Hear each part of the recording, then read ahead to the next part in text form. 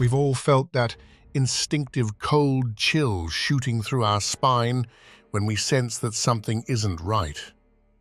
A feeling that we're no longer alone, even though the door is locked. But what if the threat doesn't break in? What if it's standing outside, politely waiting for you to make the biggest mistake of your life? Today, on Bedtime Chillers, we're diving into one of the most notorious and genuinely disturbing phenomena of modern times: the black-eyed children. And we'll do it through the eyes of the man who first gave them a name, Brian Bethel. It's a chilly Friday night in January 1996 in the city of Abilene, Texas. Brian Bethel isn't just anyone. He's a hardened crime reporter with 20 years of experience. He's seen it all: crime scenes, accidents, and human suffering. He's not a man easily frightened.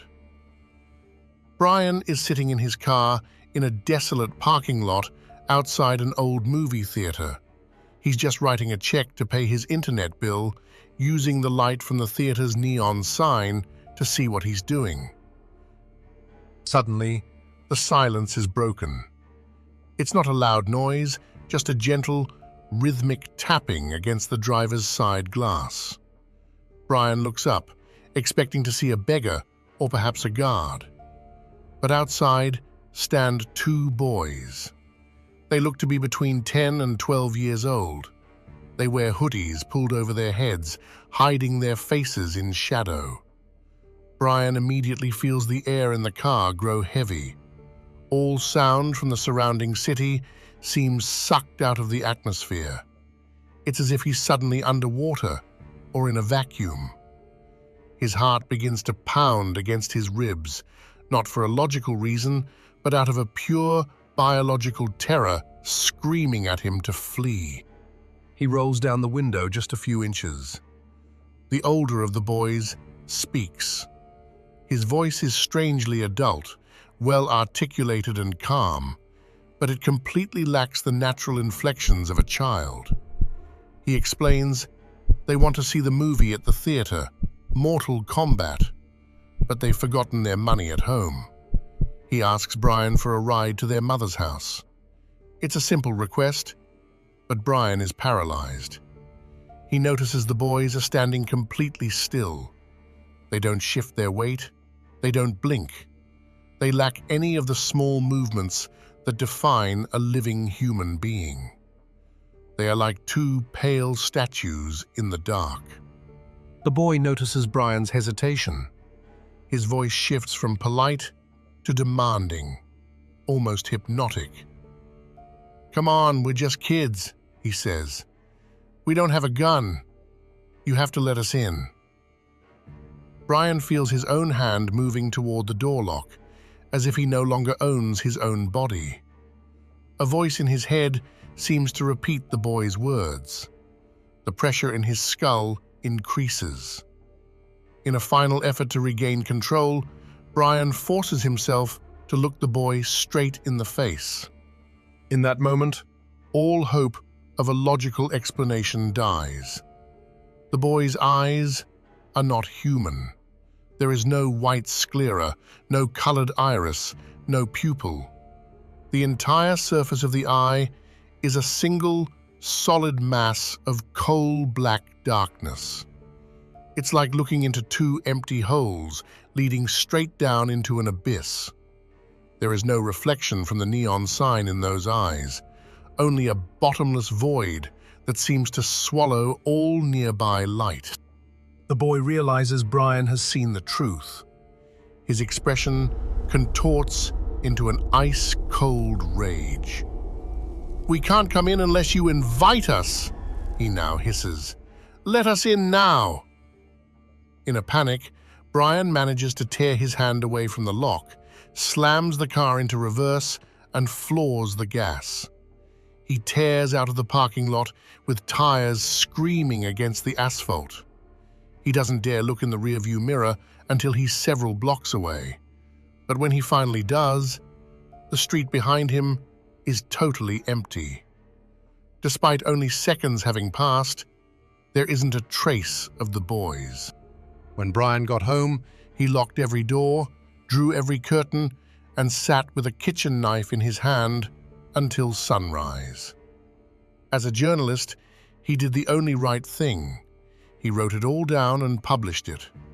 He thought people would laugh at him, but instead, something else happened.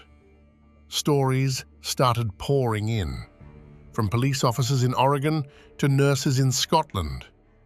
Everyone described the same thing: the sudden silence, the extreme cold, the boys asking for a simple favor, and those inhuman black eyes. But the most terrifying thing about this phenomenon isn't what they do when you say no. It's what happens when you say yes. There are hundreds of documented testimonies from people who, like Brian, managed to escape.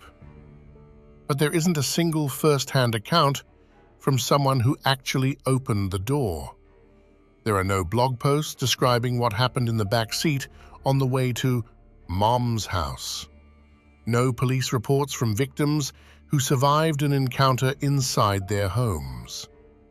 Those who say yes, those who invite them over the threshold, they disappear completely from history. Brian Bethel still works as a journalist today and has covered countless tragedies, but he says nothing has ever come close to the terror he felt that night in Texas. He lives with a constant vigilance, and perhaps he's right to be afraid.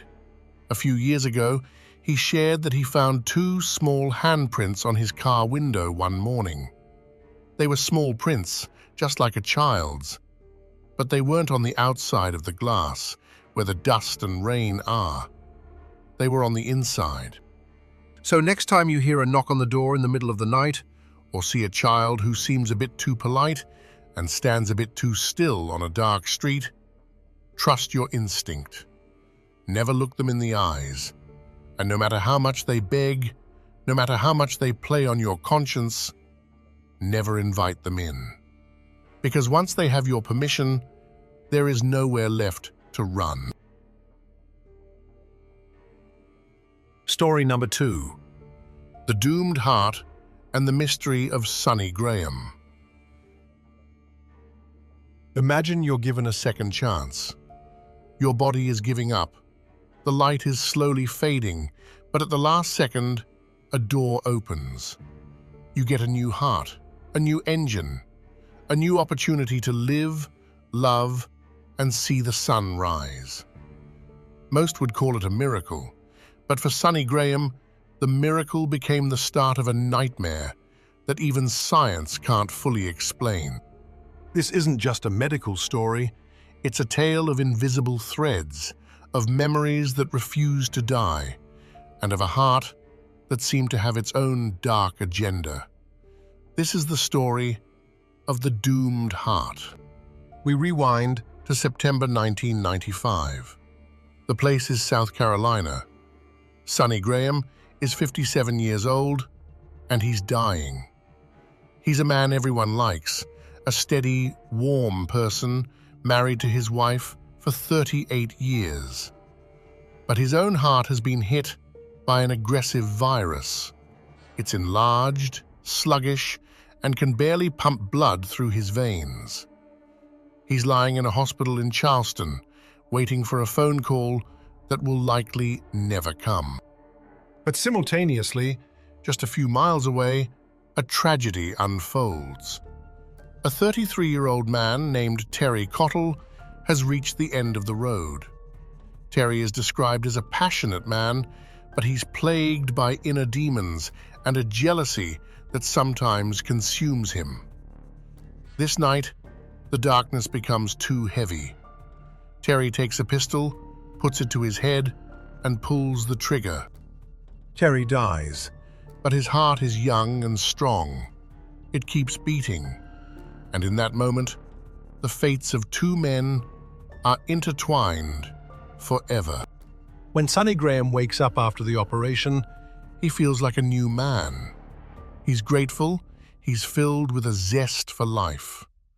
But almost immediately, small, strange things start to happen.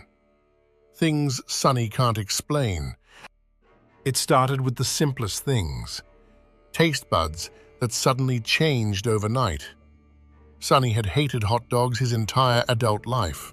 He thought the smell was repulsive. But suddenly, his wife noticed him buying pack after pack of hot dogs. He ate them with a greed that was completely alien to him. He also started drinking cheap beer, something he'd never touched before.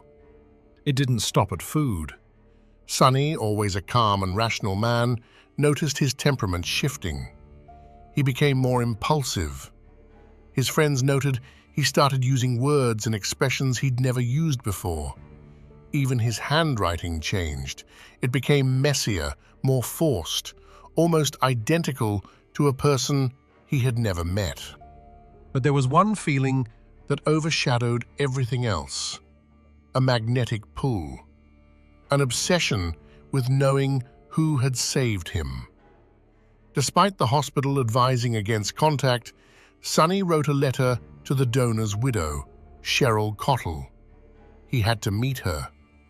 He felt as if an invisible line was pulling him toward her. When Sonny Graham and Cheryl Cottle finally met at a restaurant in January 1997, something happened that made the hair on the necks of everyone present stand up. Sonny later said that as soon as he saw Cheryl, he felt a wave of love so intense it nearly knocked him over. It wasn't the kind of attraction you feel for a stranger. It was a deep, painful, and desperate recognition. He felt that he loved her. He felt that he knew her, inside and out. But those weren't Sonny's feelings. It was the heart in his chest recognizing its wife. The most eerie part? Cheryl felt exactly the same way. She said that when she looked into Sonny's eyes, she didn't see a 57-year-old stranger. She saw her dead husband, Terry. It was as if Terry's soul was using Sonny's body to come home. Sonny's old life fell apart. His wife of nearly 4 decades could only watch as her husband transformed into a stranger obsessed with another woman. In 2004, Sonny and Cheryl married. They thought they had outsmarted death. They thought they had been given a second chance. But they didn't understand that the heart carried more than just love. It carried Terry's darkness. Here we must stop and ask, how is this possible? Is it just a series of bizarre coincidences? There is a theory called cellular memory. Traditionally, we've been taught that memories and personality only exist in the brain. But the heart is more than just a pump. It has its own complex nervous system with over 40,000 neurons. Some researchers suggest the heart actually functions as a small, independent brain that stores emotional traumas and personality traits. There are hundreds of documented cases where heart transplant recipients have taken on the donor's interests. A woman who never drank beer suddenly started loving it, only to find out her donor was a young man who loved that specific brand. An 8-year-old girl who received a heart from a murdered girl began having nightmares about a specific killer, dreams so detailed that the police were actually able to arrest the perpetrator. But the case of Sonny Graham is different. It's not just about the taste of food or music. It's about a personality completely taken over by another man's tragic life cycle. Life with Cheryl didn't become the idyll Sonny had hoped for. Slowly, Terry's jealousy and depressions began to seep into Sonny's consciousness. He became controlling. He started following Cheryl. He was struck by dark thoughts he knew weren't his own, but that he couldn't fight. He began preparing for the end. He paid off all his debts. He set everything right, almost as if following a script someone else had written for him. His friends said he seemed to be in a trance, as if just waiting for time to run out. April 1st. 2008. 12 years and 12 days had passed since the transplant. Sonny Graham went out to his shed behind the house. He drank no beer that day. He ate no hot dogs. He just sat there in the silence with his shotgun. He did exactly what Terry Cottle had done in his apartment 12 years earlier. He put the barrel to his throat at the exact same angle and pulled the trigger. Sonny Graham died instantly. He left behind the same widow, in the same way, through the same violent act as the man whose heart he carried. Was it a case of cellular memory gone too far? Or was it a predestined circle that had to be closed? We look at our bodies as a whole, but the story of Sonny Graham makes us wonder if we are really just a collection of parts with wills of their own. If you one day needed a new organ, would you be prepared to also receive that person's sorrows, vices, and darkest secrets? Before you close this video, take a second and feel your own pulse. Listen to the steady thumping. It's the engine keeping you here. But what if that thumping one day wasn't just your own rhythm? What if your heart started remembering things you've never experienced? Some gifts are beautiful. Others are a curse. And some hearts, they never stop looking for their own way to the end. Thanks for watching. If you found this story as chilling as I did, don't forget to like and subscribe for more deep dives into the mysteries lining our reality. See you in the next video.